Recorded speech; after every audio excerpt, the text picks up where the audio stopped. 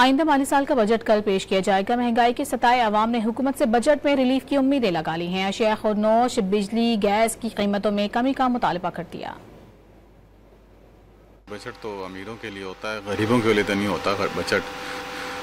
ہم تو یہ چاہتے ہیں کہ بجٹ میں ہمیں جو ہے گھی سستا کیا جائے، آٹا سستا کیا جائے، اور چیزیں اس طرح سستی کی جائیں جو ہمیں چاہیے، جو غریب آدمی کی ضرورت ہے۔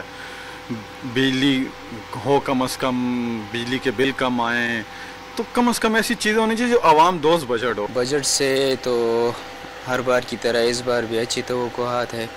امید ہے سب چیزیں سستے ہو جائیں گے، پیٹرول سستا ہو جائے گا، سبزی سستی ہو جائے گی، سب چیزیں سستی ہو جائے گی، تو ہمارے لیے امید ہے اس بار آسانی ہو جائے گی۔ بجٹ کے حوالے سے میں یہی کہوں گا کہ عوام کو ریلیف دیا جائے، جو گھر کے اشیاء خوردنوش ہے اس پہ تھوڑا نظر ڈالے۔ حکومت کو چاہیے کہ اس کو تھوڑا کم کر دے۔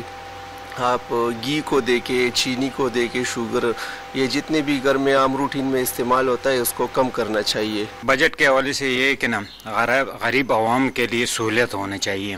چینی، آٹا، تیل سب کچھ سستا ہونا ہے۔ اگر بجٹ میں یہ مہنگا ہو گیا، غریب عوام پیس جائے گا اس میں۔